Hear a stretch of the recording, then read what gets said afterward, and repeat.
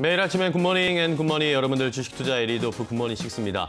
자, 오늘도 새벽에 어떤 일들이 있었는지 뉴욕 증시는 또 어떻게 마감했는지 확인을 하면서 힘차게 하루 시작해 보도록 하겠습니다. 자, 뉴욕 3대 지수가 오늘도 모두 상승하면서 거래가 마감이 됐습니다. 1% 내외로 3대 지수가 모두 상승세를 이어가는 양상이었는데요. 자, 오늘 새벽이었습니다. 미국 공화당이 단기 부채 한도 유예 합의를 하면서 민주당과 공화당의 일단락되는 이 합의가 좀 나왔습니다. 유예를 하는 모습이었고요. 이러면서 위험 선호 현상이 다시 한번 강화되면서 증시가 올라가기 시작했고, 여기에 에너지 가격과 관련된 우려도 좀 완화되는 모습이었습니다. 국제 유가나 천연가스의 가격과 관련된 이슈도 조금씩 안정화되기 시작하면서 전체적으로 뉴욕 3대 지수가 상승세를 이어가는 양상이었습니다. 자, 그러면 이 업종별로 흐름을 체크를 해보도록 하겠습니다. 11개 업종이 모두 상승하면서 거래가 마감했습니다. 유틸리티 업종만 제외하고 대부분의 업종이 상승하면서 거래를 마감했는데, 자, 일단은 경기 소비재 섹터가 가장 좋은 흐름을 나타냈습니다. 2% 넘게 상승세를 나타냈고요. 이외에도 소재와 헬스케어 섹터, 백신 관련 종목들이 일제히 반등했고, 기술주도 1.2%, 에너지 섹터도 1% 가까이 상승세를 나타냈습니다. 커뮤니케이션 섹터도 역시 0.9%대 상승세를 보여줬는데요. 부동산과 유틸리티 업종, 경기 방어 섹터라고 할 수 있는 이 두 업종만 약한 모습을 보여줬고, 대부분의 업종이 좋은 흐름을 나타냈습니다. 자, 종목별로 흐름도 체크해 보겠습니다. 마이크로소프트와 애플, 대부분의 기술주들이 좋은 흐름을 나타냈습니다. 칩 관련 종목들도 오늘 좋은 양상을 나타내면서 필라델피아 반도체 지수가 1% 넘게 상승했습니다. 자, 오늘 우리 시장에선 삼성전자의 잠정 실적이 발표가 됩니다. 이것이 어떤 영향을 줄지 칩 관련 종목들의 흐름을 좀 살펴보셔야 되겠고요. 자, 구글과 페이스북은 근데 엇갈렸습니다. 커뮤니케이션 섹터에서 페이스북 같은 경우에는 좋지 않은 이슈가 계속 나오고 있는 상황인데, 어제 그제는 좀 반등세를 나타내는가 싶었는데 오늘 전체적으로 시장이 올라갔음에도 불구하고 페이스북은 1% 넘게 조정받는 모습이었습니다. 아마존이 1.24% 상승, 테슬라도 1.4% 가까이 상승했고, 넷플릭스 같은 경우에는 최근에 신고가 행진을 계속 보여주다가 미국의 오전장 중에는 최고가 행진을 계속 이어가는 듯 했는데, 장 막판에 매물이 나오면서 1% 넘게 넷플릭스가 조정을 받는 모습이었습니다. 자, 어제 그 급락을 맞았던 모더나 오늘 반등세를 보여줬고, 이외에도 존슨앤존슨이나 화이자 같은 백신 관련 종목들은 일제히 반등세를 나타내주는 모습이었습니다. 자, 이러면서 금융주와 에너지 섹터도 일제히 반등세를 나타내주는 오늘 뉴욕 시장의 양상이었습니다. 자, 그럼 이슈들을 하나씩 체크해 보도록 하겠습니다. 자, 오늘 시장의 가장 상승의 힘의 원동력이 됐던 이슈는 바로 이것이었습니다. 미국이 일단은 디폴트 위기를 넘기는 것이다 라고 시장에서 해석이 나오고 있는데요. 자, 미국의 상원 민주당과 공화당이 부채 한도를 12월까지 현 수준보다 소폭 상향하는 방안에 합의를 했습니다. 자, 이러면서 시장에 긍정적인 영향을 줬고, 이것이 상승 모멘텀이 되어줬습니다. 자, 이번 합의안에는 부채 한도를 4,800억 달러 상향하는 내용이 담겼는데요. 자, 기존의 부채 한도가 28조 4천억 달러로 이번 합의로 부채 한도는 28조 8,800억 달러가 됐습니다. 자, 더 높아지게 된 것이었고, 한도 적용은 연말까지 12월 3일까지 유예가 되는 모습이었습니다. 이러면서 시장에서는 일단은 이 디폴트 위기를 좀 넘겼다라고 해석을 하고 있는 상황이고, 이제 조금 있으면 미국 상원에서 표결이 들어갈 것으로 예상이 되고 있습니다. 보시는 것처럼 지금 미국 상원에서 표결을 진행할 것이다. 척 슈머 민주당 상원 원내대표도 오늘 내로는 어쨌든 좀 끝내야 될 것이다 라는 이야기가 나오면서 미국 시간으로 늦은 밤이더라도 아마 이것이 통과될 수 있지 않을까라는 예상들이 나오고 있습니다. 아마 곧 이제 상원에서 표결이 진행될 것으로 예상되고 있는 상황입니다.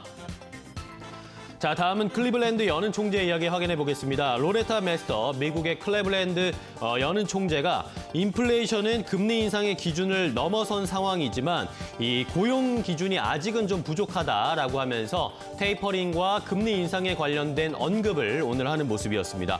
자, 이 메스터 총재는 우리의 새로운 전략은 평균 인플레이션이 2%가 될 때까지 움직이지 않는 것이다라고 이야기를 했는데, 지금은 과거의 부족한 수치를 만회했다. 그러니까 금리 인상의 조건을 거의 충족했다라는 식의 언급이 있었습니다. 자, 이러니까 인플레이션의 목표는 충족했다라고 생각을 하는 모습이었고요. 하지만 연준은 새로운 프레임워크에서 금리 인상을 하기 전에 경제가 완전 고용이라는 목표에 도달해야만 이 금리 인상이라는 것이 이루어질 수가 있는데 이것이 아직 충족되지 않았다라는 식의 언급이었습니다. 자, 이러면서 만약에 메스터 총재는 예상대로 일이 진정이 되고 진행이 된다면 내년 말에나 이 고용 목표를 충족할 것으로 보이고 있는 상황이고 그렇기 때문에 어쨌든 이 이야기를 해석을 해보면 내년 연말까지는 금리 인상이 없을 것이다라는 식의 해석이 가능한 상황이어서 금리 인상은 아직은 조금 멀었다라는 식의 사인을 주는 이 클리블랜드 연은 총재, 메스터 총재 이야기까지 함께 확인을 해봤습니다. 자, 다음은 또 고용지표가 발표가 됐는데요. 자, 미국의 주간 실업보험 청구자 수가 역시 32만 6천 명을 기록을 하면서 전주보다 감소했다라는 소식이었습니다.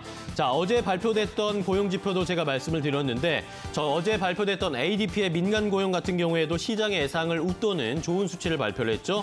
자, 이런 상황에서도 주간 실업보험 청구자 수도 역시 예상보다 줄어든 수치가 나오면서 고용지표가 역시 개선되고 있다라는 것을 확인해 볼 수가 있었습니다. 미국 노동부는 지난 2일로 끝난 한 주간의 실업보험 청구자 수가 계절 조정 기준으로 전주보다 3만 8천 명이 감소를 하면서 32만 6천 명을 기록했다라고 밝혔습니다. 시장에서 예상했던 것은 34만 5천 명 정도라고 예상을 했는데 이것을 하회하는 수치였고요. 자, 이제 이 주간 실업보험 청구자 수가 발표가 됐고 시장에서 주목하는 수치는 이제 미국 시간으로 이제 우리 시간으로도 내일 확인할 수가 있는 미국의 9월 비농업 신규 고용을 주목하고 있습니다. 자, 여기에서 또 고용 지표가 어느 정도가 나오는지에 따라서 연준의 태도라든지 입장이 바뀔 수 있는 상황이기 때문에 고용 지표 계속 확인해 봐야 된다라는 것까지 확인을 해봤습니다. 자, 마지막으로 살펴볼 이슈는 이 최저 법인세율과 관련된 이야기입니다. 자, 저세율 국가인 아일랜드에게서 기업 이익에 대해서 최소 15%의 세금을 부과하는 이 글로벌 협약 최저 법인세율에 함께 동참하겠다라는 입장을 밝혔습니다. 자, 최저 법인세율 노력에 크게 힘을 실어주면서 이것이 타결될 수 있는 가능성이 굉장히 높아지고 있는 상황인데요. 자, 글로벌 법인세 도입에 그동안 아일랜드는 좀 반대를 해왔었습니다. 이러면서 낮은 세율로 다국적 기업들의 투자를 유치해왔던 아일랜드가 입장을 좀 선회하는 모습, 입장을 바꾸는 모습이 나타났습니다. 자, 이러면서 법인세 인상이 국제적인 흐름, 이런 것이 압박이 아일랜드에게도 작용했다라는 것이 시장의 해석이었습니다. 자, 이러면서 10월 말에 G20 정상회의가 열리죠. 여기에서 이 미국을 포함한 많은 국가들이 이 최저 법인세율을 타결할 것이다, 뭔가 합의안을 도출할 것이다라는 예상들이 많이 나왔는데 가장 변수가 됐던 아일랜드가 입장을 바꿨기 때문에 아마 최저 법인세율이 주요 20개국 G20 정상회의에서 합의안이 도출될 가능성이 굉장히 높다라는 이야기가 나왔습니다. 자, 이렇게 되면 글로벌 이 IT 공룡 기업들, 기술주를 페이스북이라든지 아마존 같은 기업들의 이 최저 법인세율 적용과 관련돼서 또 어떤 이 입장이 변복이 될지, 어떤 입장들이 나올지도 시장에서는 크게 관심을 갖고 있는 상황이다라는 것까지 함께 확인을 해봤습니다. 자, 이렇게 글로벌 이슈들 확인을 해봤습니다. 그럼 오늘 시장에서 또 어떤 종목들이 움직였을까요? 최온 캐스터가 준비했습니다. 함께 확인해 보시죠. 네, 글로벌 증시 마감 상황 짚고 가도록 하겠습니다. 간밤 뉴욕 증시 3대 지수 모두 상승하면서 거래 마감했습니다. 어떤 기업들이 움직였는지 오늘도 이슈가 있는 5가지 기업 만나보도록 하겠습니다. 네, 먼저 첫 번째 기업은 식품 기업입니다. 코나그라 브랜드인데요. 실적을 발표를 했습니다. EPS와 매출이 모두 시장의 컨센서스를 소폭 웃돌았습니다.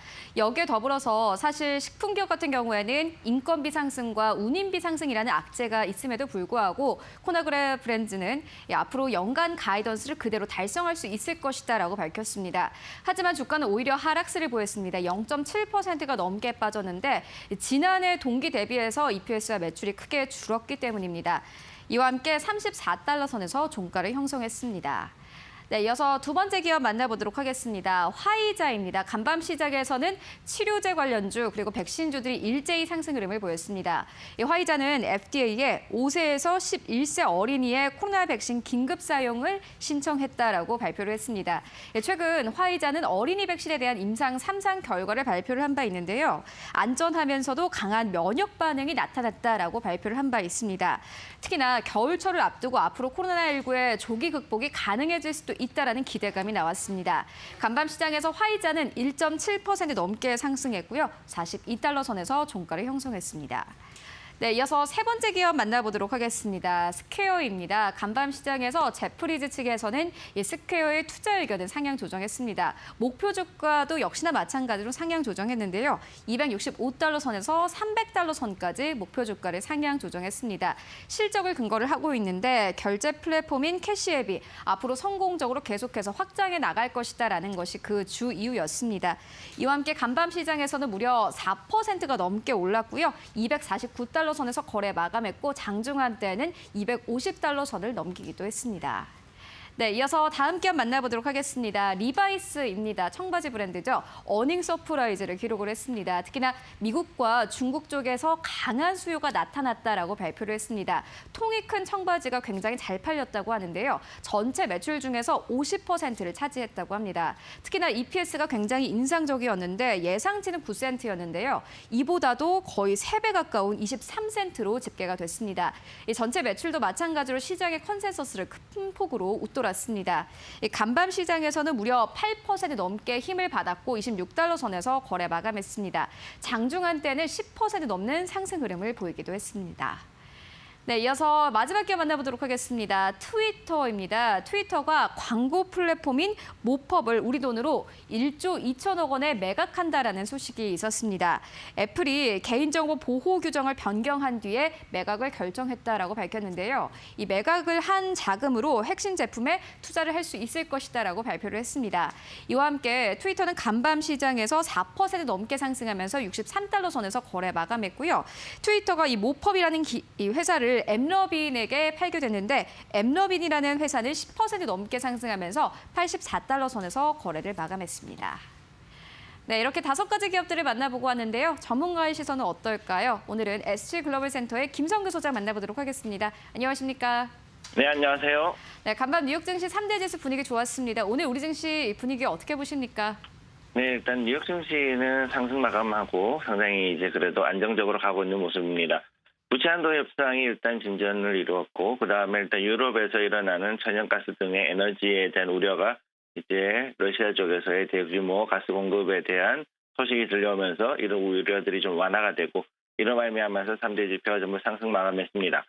현재 나스닥과 S&P 500은 그럼에도 불구하고 중국의 기술 기업들에 대한 감독 강화의 소식에 오고 들어가지고 잠시 상승분을 좀 반납하는 그런 모습을 좀 보여줬습니다. 현재 미 상원 민주당 대표가 공화당의 미치 맥커넬 의원이 이제 원내대표가 얘기했던 일시적인 부채 한도 소폭 상향, 즉 12월까지 4,800억 달러 정도의 부채 한도를 상향하는 것에 대해서 일단 합의를 했고, 여기에 대해 오늘 표결에 이제 들어갈 것이라서 이에 대해서 이제 시장은 좀 기대를 하고 있습니다. 이에 따라서 국내 증시는 일단 미국발 그 하락세의 압박을 어느 정도 벗어나고 이제 반등의 여지가 생긴 것으로 보입니다. 현재 바이런 빈 블랙스톤 부회장 같은 경우 여기에서 미국채 금리가 앞으로 당분간 2% 이상까지 상승 혹은 그 이상으로 상승할 수 있는 것을 언급을 한 상태이고, 또 그 이상 올라가게 되면은 주식시장에 부정적이라는 그런 의견을 내놓았습니다. 여기에 대해서 국내 증시는 일단 미국채 가격이 전체적으로 하락하기 때문에 국채 채권을 일단 움직이는 이 펀드들이 국내 쪽으로 해가지고 상당히 유입이 되고, 또 이로 인해 가지고 어느 정도 증시에도 약간은 자금이 유입될 가능성이 있다고 보고 있습니다. 하지만 아직까지 여전히 높은 우리나라의 환율이 조금 영향을 줄 것으로 보입니다. 또 도이치어방크 같은 경우 현재 공급망과 고용 문제 압박으로 인한 인플레이션이 발생을 하고 있는데, 이것에 대해 가지고 연준이 시장의 추세에 대해서 상당한 대응이 늦어질 수 있다라고 경고를 하는 그런 모습입니다.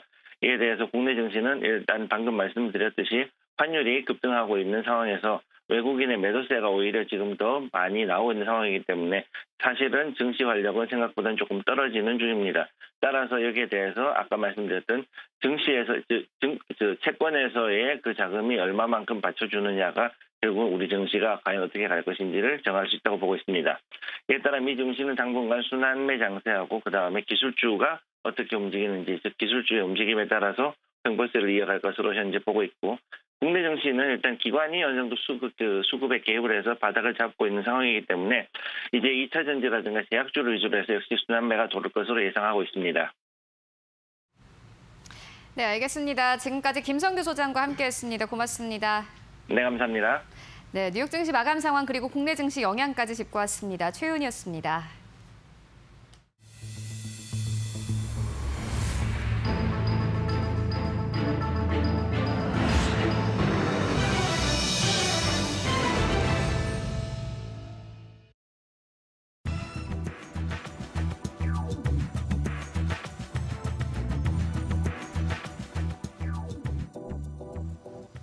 네, 이제 시장에 한 걸음 더 깊이 들어가서 어떤 일들이 있었고 우리 시장에 어떤 영향을 줄지 더 자세하게 확인해 보겠습니다. 왓츠업 시간인데요.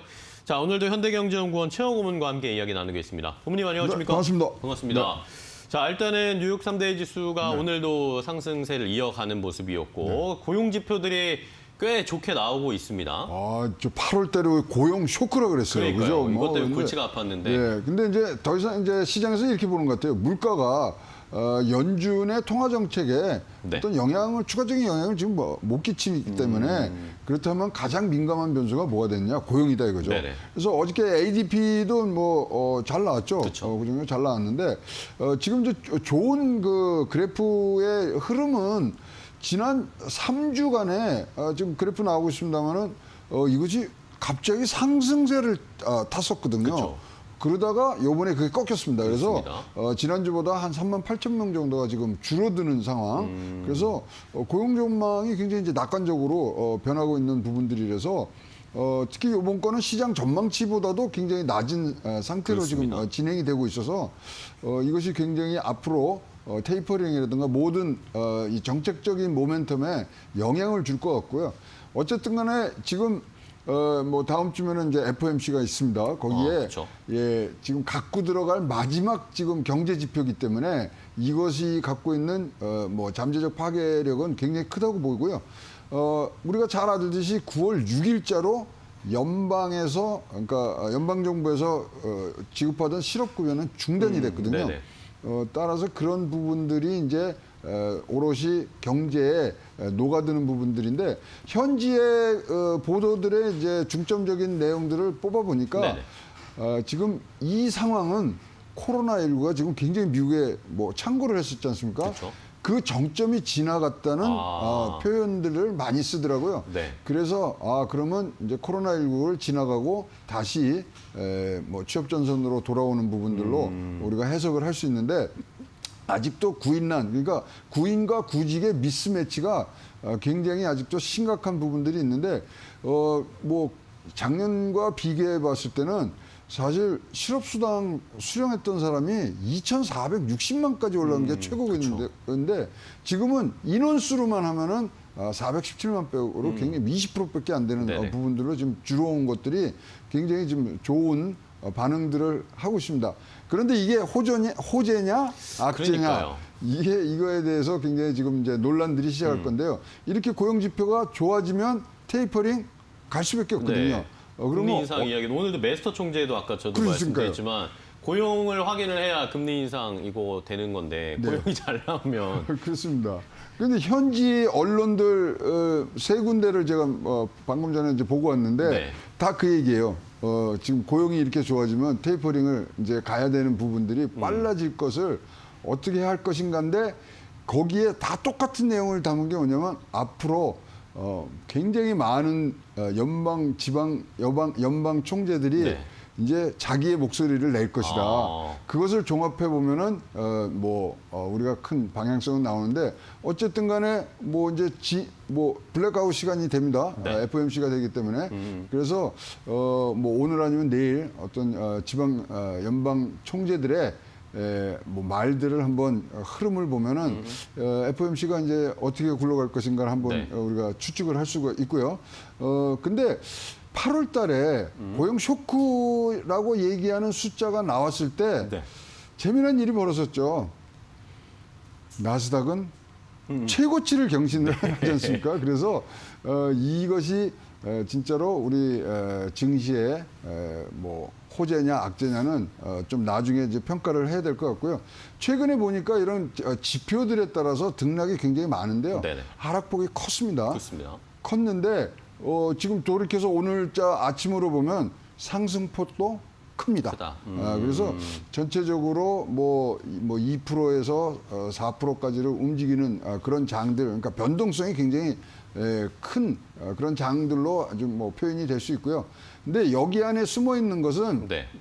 앞으로 인플레이션이 얼마나 장기화될 것이냐. 이제 노동이 뭐 이렇게 정상화가 되면은 바로 임금 상승의 어떤 압력으로 갈 수가 있고요. 이것은 또 다른 또 인플레이션을 일으킬 수 있는 부분들을 지금 걱정들 하는 부분들인데 하여튼 고용이 좋다는 것은 굉장히 표면적으로는 우리가 환영을 하지만 속내로 들어가서 앞으로 한국 증시와 미국 증시가 어떻게 소화낼지 이 부분들은 굉장히 지금 뭐 귀추가 주목이 되고요. 네. 항상 이런 지표가 나오면 아주 잘 소화를 해서 시장에다 내놨던 게 페드고 FOMC인데 그 기능이 이번에 아주 굉장히 많이 망가졌습니다. 그래서 그 부분들까지 우리가 고려를 해서 다음 주에 변동성은 조금 더 커질 수 있는 개연성은 더 높아진 상황으로 지금 보여집니다. 네, 좋습니다. 일단은 고용 지표들이 미국에서 잘 나오고 있습니다. 그런데 이것이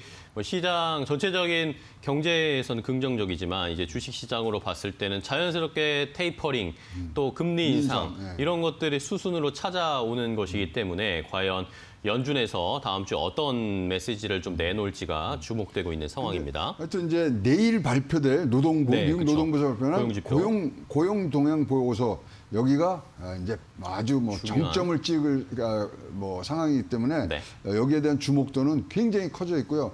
우리가 이제 여기서 나온 얘기가 시장에서 소화를 되고 이러는 과정에 다음 주 월요일이 또 저희가 휴장입니다. 쉬니까. 그래서 지금 뭐 요번 주에도 우리가 보니까 악재들이 많이 커져 있는데 그것이 한꺼번에 그쵸. 우리가 네. 뭐 화요일 날 우리가 막다 보니까 굉장히 큰 파장을 일으켰기 때문에 다음 주 화요일 날도 이 만약에 변동이 있다 그러면 변동폭이 평소보다는 좀 커질 수 있는 부분들은 많아졌다고 보여집니다. 네. 자, 그렇다면 뭐 이번 주가 마지막이니까 연휴 앞두고 있는 상황이니까 미리 좀 대비를 해놓는다거나 아니면 다음 주에 좀 변동성이 있을 거다라는 마음의 준비가 좀 필요하다라는 그런 의견이셨습니다. 자, 그럼 이제 바로 이어서 셀러본 말해지로 이어가겠습니다. 경제계 그리고 전 세계 증시를 들썩이게 하는 경제계 인사들의 말말말 준비했으니까 강민정 캐스터와 함께 확인해 보겠습니다. 안녕하세요. 셀럽은 말했지 강민정입니다. 오늘도 경제계 각종 셀럽들의 발언들 제가 쏙쏙 뽑아서 모아봤습니다. 공화당과 민주당이 부채 한도 단기 유예안에 합의를 했습니다. 척 슈머 상원 민주당 의원의 말말말 들어보도록 하겠습니다.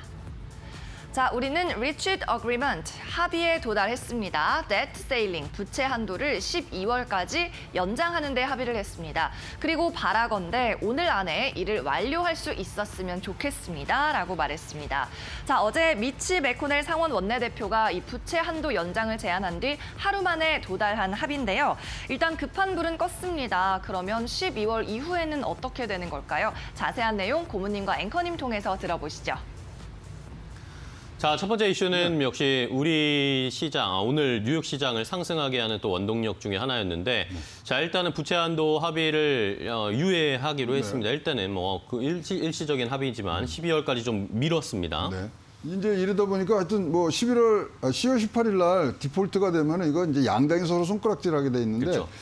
뭐 굉장히 좋은 합의를 거쳐서 앵커가 소개해 준 대로 지금 이제 투표장으로도 가는 모습들이 지금 네. 보이고 있고요. 현재 그러면 공화당이 몇 표를 갖다 줘야 되느냐면 12표 이상을 갖다 줘야 됩니다. 60표는 넘어가야 되는데 조 맨신하고 다른 한 민주당의 상원 의원이 지금 조금 반대 결을 달리하고 있기 때문에 12표를 했는데 뭐 매코넬 의원이 그거는 뭐 자기네들이 장담을 해주겠다 했기 때문에 네. 그리고 여기서 어깃장을 놓으면요 모든 비난이 자기들한테 오기 욕을 엄청 먹을 겁니다. 이 부분들은 잘 해결이 될 거고 이것은 우리나라 오늘 증시와 또 다음 주 화요일 날 증시에는 굉장히 호재라고 보여집니다. 네. 자, 일단은 뭐 상원에서 합의가 이루어지고 표결이 아마 조금 있으면 진행될 것 같은데 무난하게 통과될 것으로 보입니다. 미국에서 있었던 이 정치적인 리스크가 일단은 하나가 좀 그렇습니다. 해소가 될 것으로 보이기 때문에 우리 시장에게도 좀 긍정적이다라는 의견 주셨고요.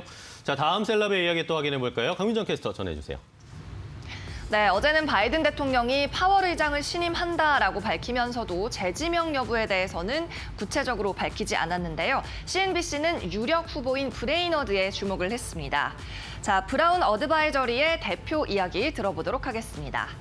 파월이 리너미네이트 재선될 경우에요. 브레이너드는 이 감독을 위한 바이스 체어 부위원장이 될 것입니다.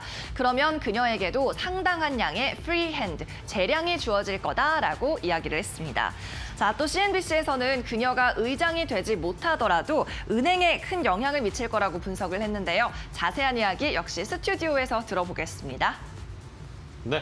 자, 이번에는 이 연준의 이 정치공학적인 이야기인데 이 파월 의장이 재선될 것인가 아닐 것인가 뭐 이런 이야기가 나오다가 이번에는 뭐라고 해야 돼? 중재안이라고 해야 될까요? 파월을 유임시키고 그 밑에 브레이너드를 넣을 것이다. 뭐 이런 이야기도 나옵니다. 난리가 났어요. 그러니까요. 자, 난리가 난 게 몇 가지가 있는데 지금 카플란 달라스 총재하고 로젠 그린 보스턴 총재가 사임을 그렇죠, 했습니다. 예. 예, 그래서 자기네들이 고위관계자들에 이제 주식을 특수거래를 했다 그래서 이제 갖고 크라리다도 지금 부의장인데 뭐 사임하는 것이 돼 있는데 그것만 있으면 어떻게 넘어갈 텐데 랜들 콜스 그 부의장이 임기가 만료가 돼요. 11월 달에.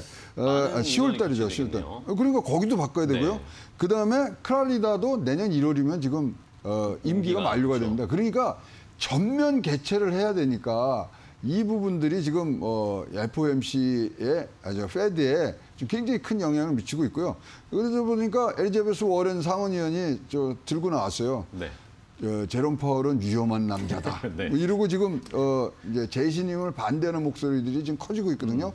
그래서 전면 개편이 일어나는 큰 그림을 지금 뭐 그리고 있기 때문에 바이든 대통령 및 관계되는 분들이 지금 머리가 좀 지끈지끈할 거고요. 그러게요. 그러다 보니까 어떤 얘기들이 나오면 진보파에서 지금 은행 규제에 자기 앞장서 줄 사람들을 집어넣으려고 하는 그런 부분들이 지금 마찰 파열음이 나오고 있는데요. 이거는 오롯이 바이든 대통령의 뭐 콜이기 때문에 빠른 시일 내에 조각을 해서 이 부분들을 마무리를 해야 시장이 안전하고 믿음성 있게 페드를 믿고 가는 그런 토대를 꼭 만들어주길 바라겠습니다. 네, 좋습니다.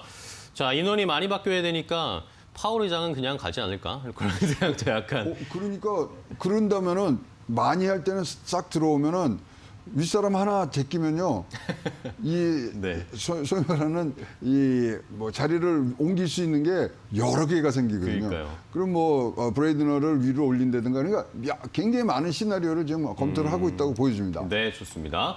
자, 연준 의원들의 구성도 지금 바뀌기 때문에 이것이 또 시장에 미치는 영향이 굉장히 크잖아요. 이러다 보니까 주목을 할 수밖에 없는 상황입니다. 뭐 정치적인 이런 이해관계도 좀 포함되어 있는 상황이기 때문에 앞으로 어떤 이야기들이 나올지 여러 가지 지금 대안들이 계속 나오고 있다는 것은 좀 확인을 해봐야 되겠네요. 자, 마지막 셀럽의 이야기 확인해 보겠습니다. 강미정 캐스터 전해주세요. 네, 연준이 이 테이퍼링을 시작해야 한다는 압박감도 있지만 예상보다 더 빨리 시작해야 한다는 압박도 있다. 제레미 시겔 교수의 말인데요. 자, 어제 인터뷰 내용 들어보시겠습니다. A lot harder. 인플레이션이 더 과열될 겁니다. 연준이 생각한 것보다요. 네, 다음 문장도 만나보시죠. 자, 연준은 테이퍼링을 빨리 시작할 겁니다. Go faster 할 것인데 이는 to end sooner, 더 빨리 끝내기 위해서 빨리 시작할 것으로 보이고요. 이것이 spook the market, 시장을 놀라게 할 수 있습니다. 라고 이야기했네요. 네, 제레미 시겔 교수의 말말말을 끝으로 저는 여기서 물러가겠습니다. 저는 다음 주에도 여러 명의 셀럽과 돌아올게요. 네, 강민정 캐스터 수고하셨고요.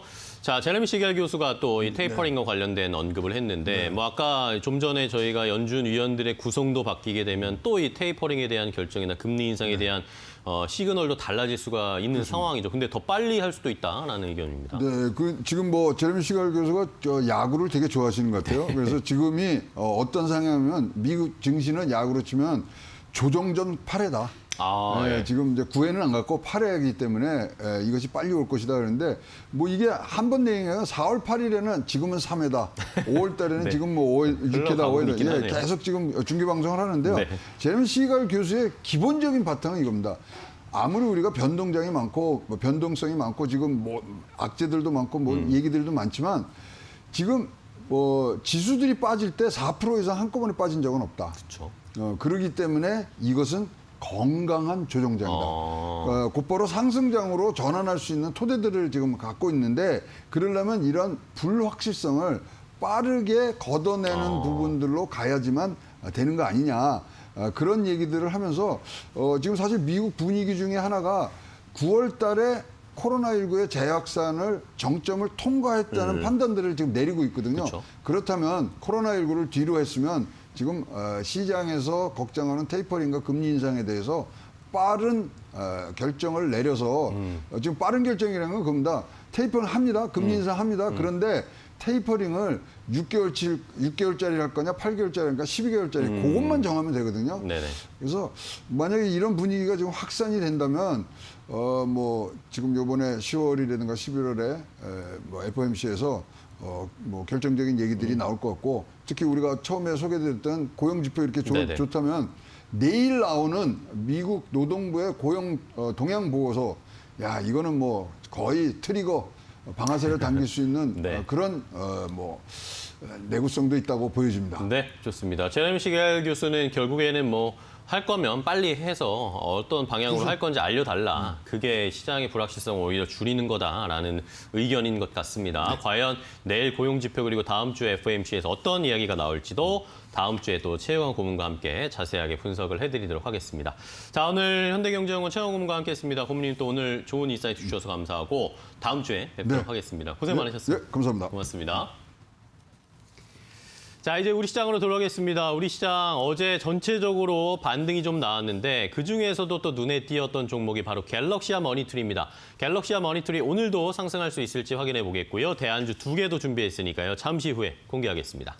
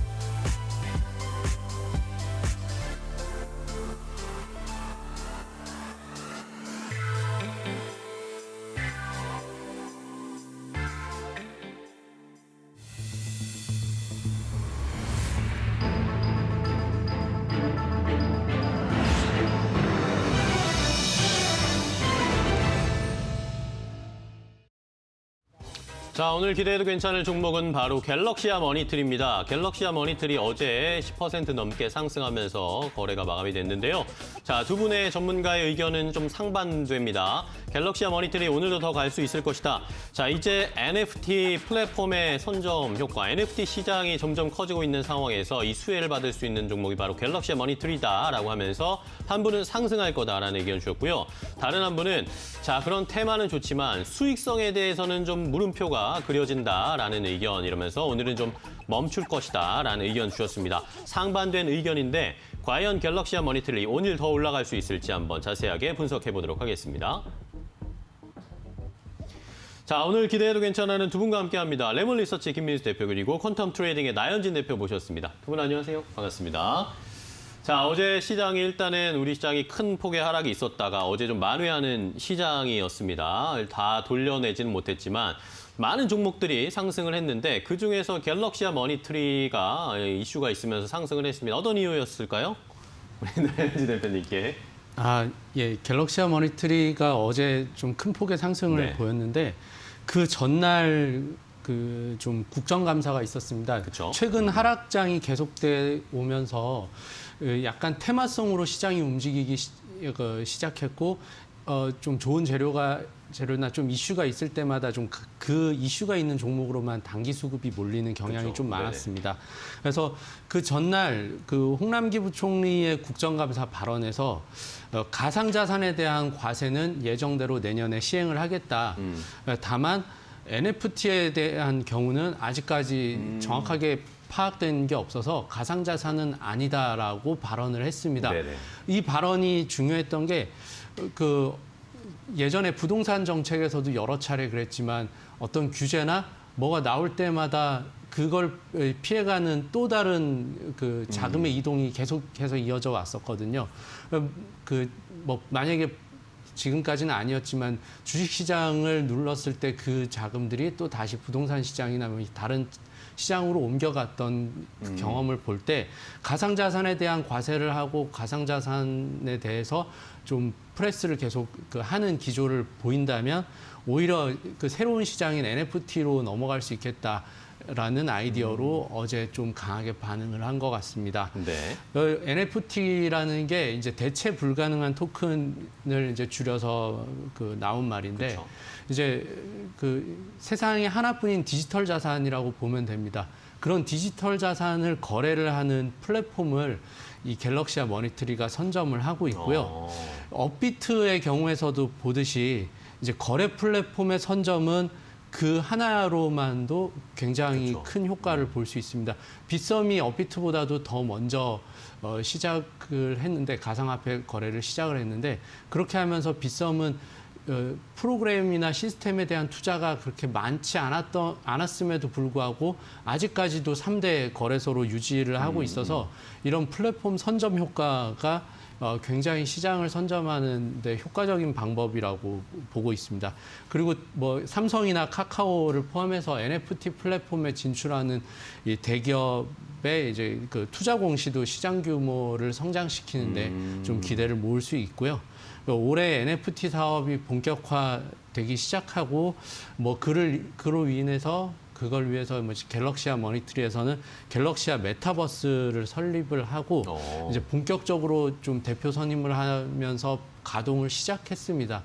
아직까지는 수익성에 대한 뭐 그 보장은 답보된 게 없지만 신사업에 대한 플랫폼을 선점한다라는 차원에서 좀 눈여겨볼 수 있는 종목이라고 보고 있습니다. 네, 좋습니다. 갤럭시와 머니트리에 대해서 일단은 나현진 대표님은 이런 선점 효과, 이 플랫폼 NFT 거래 선점을 할 수 있는 이런 플랫폼을 먼저 가지고 있다면 앞으로 이런 테마를 충분히 받아서 지금 뭐 수익이 당장 나오진 않지만 이 테마를 받아서 충분히 더 상승할 가능성이 있다라고 보시는 거고.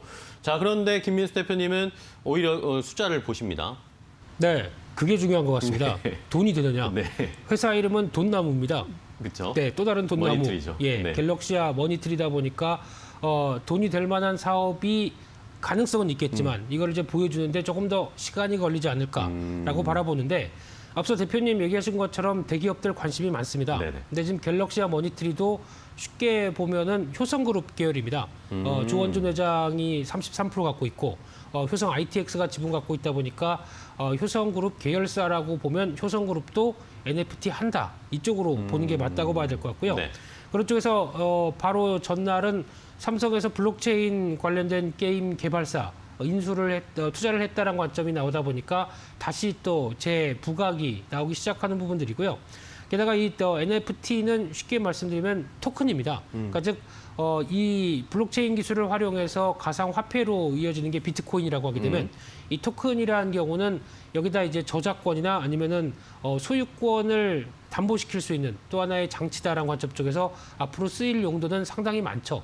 근데 지금 쓰일 용도는 여러 가지 많다고는 딱 펼쳐놨는데 네. 그러면 이걸 통해서 어떻게 기업들이 수익을 이끌어내는 장을 만들 것이냐. 그런데 그에 따른 해답을 충분히 보여준 회사는 위메이드죠. 그리고 또 최근에 얘기들 나오고 있는 게임빌이나 네오위즈 홀딩스 이런 쪽은 게임 쪽이 이를 NFT를 충분히 활용해서 어느 정도 어떤 유저들과의 거래나 또 그를 기반으로 수수료를 받는 수익 모델이 있다라고 하게 되면 여기는 당연히 관심이 가고 앞으로 좀 더 구체화된 모델을 보여준다는 쪽인데 아직 그쪽에 대해서 확실히 좀 방향을 보여줄 때까지는 일단은 기대감만으로 움직인다라고 하게 되면 아직은 공격적으로 추격 매수하기는 좀 그렇다라고 보여지고 있습니다. 네, 좋습니다.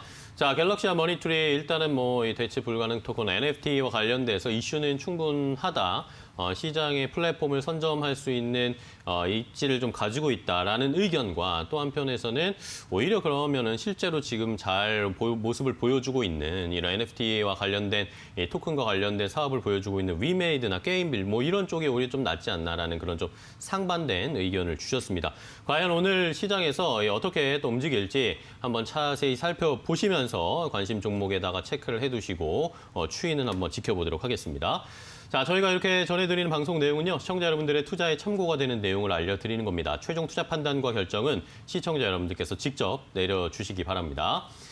자, 그럼 이제 이 갤럭시와 머니트리에 대해서 좀 대안주, 이 종목에 좀 상반된 의견이 있으니까 조금 더 다른 대안주, 더 추가적인 상승이나 이런 테마를 받을 수 있는 종목이 뭘지 확인해 보겠습니다. 대안주 두 가지도 바로 공개해 드리겠습니다.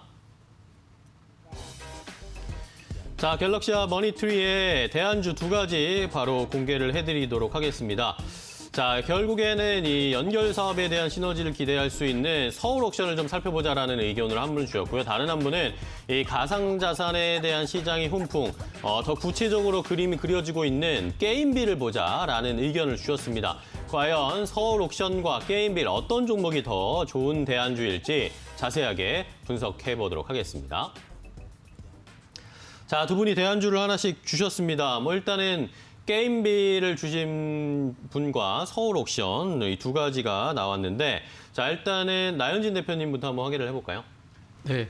게임빌은 최근에 올랐던 부분이 이제 코인원 2대 주주에 올랐다는 소식으로 이제 가상자산 시장에 진입을 했다라고 보고 있는 그쵸. 측면이 많습니다. 얼마 전부터 그 위메이드가 주가 상승을 굉장히 많이 했는데 이 가상자산 그리고 뭐 그 NFT 그리고 블록체인 이렇게 이 기술을 혼합하면 게임에서는 아까 말씀처럼 그게 실용성이 실용성을 가지게 됩니다. 네. 가상자산으로 이제 만약에 그 코인으로 아이템을 거래를 하고 거래된 아이템을 또 뭐 아직까지는 법적으로는 구비돼 있지 않지만 현금화를 하고 뭐 이렇게 된다고 하면 이게 게임을 하는 게 아니라 그 돈을 버는 과정이 될 수도 그렇죠. 있거든요. 뭐 리니지 같은 경우도 아이템을 가지고 이제 거래를 하듯이 이거 현금을 가지고 하는 건 아니지만 블록체인이나 NFT 산업이 커지면 거기서 생기는 수익성이나 그 이런 그 호재가 있을 것으로 보고 있고요. 위메이드 다음으로 게임빌 같은 경우는 최근에 거의 한 6년 가까이를 계속 추세적으로 하락을 했습니다. 그 이유는 인기 있는 게임이 거의 없어서인데요. 비인기 게임과 그리고 비율 때문에 피어 그룹 대비해서 다른 게임 회사들 같은 경우는 PER이 뭐 거의 30배에서 60배 정도, 그리고 적자나는데도 시가총액이 조 단위인 게임 회사도 있습니다. 그럼에도 불구하고 게임빌은 시가총액 3,300억 수준이고요. 그리고 수익도 인기가 크게 없어서 그렇지 수익이 계속 꾸준히 나고 있는 회사입니다. 이런 그 저평가 구간을 좀 탈피하는 계기가 될 것으로 보고 있고요.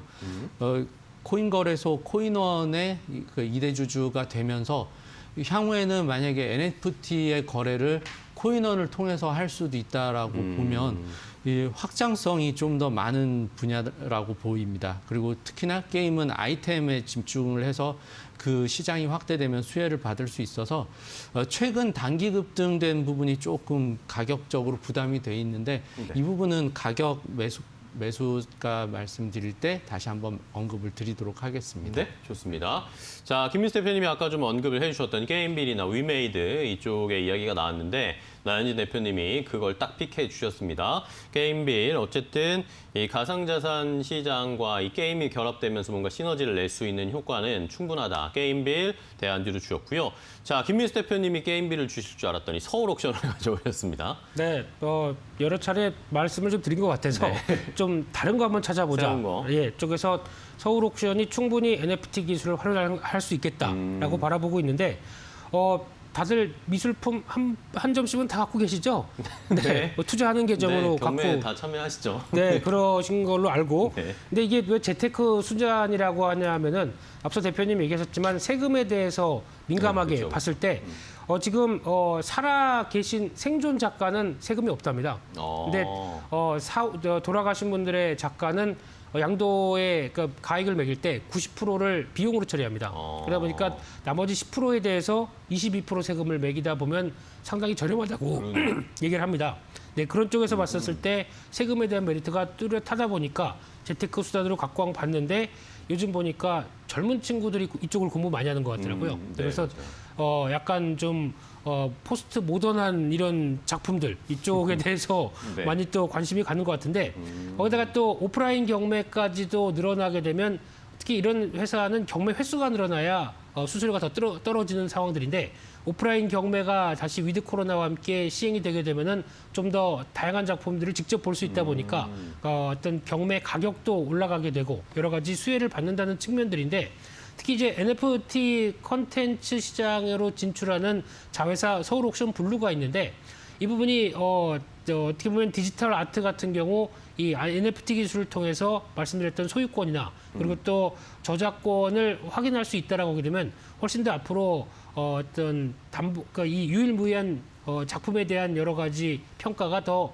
확대가 될 수가 있겠죠. 그러다 보니까 충분히 응용해서 수익 기반이 될 수 있겠다는 쪽으로 바라보고 있는데 실적은 올해 영업이익 좋을 것 같고요. 한 210억으로 흑자 전환 예상을 하고 있고 그런데 시총이 2,900억대라고 하게 되면 생각보다 그렇게 많이 안 비싸다라는 관점 쪽에서 최근에 또 주가도 낮아졌기 때문에 관심이 필요하다는 시각적으로 바라보고 있습니다. 네, 좋습니다. 서울 옥션 NFT의 뭔가 기반의 이런 효과를 더 많이 볼 수 있는 것이 오히려 서울 옥션이 아닐까. 진짜 이제 예술품의 경매와 이런 것들이 이루어지는 서울 옥션을 좀 살펴보자라는 의견으로 김민수 대표님이 주셨습니다.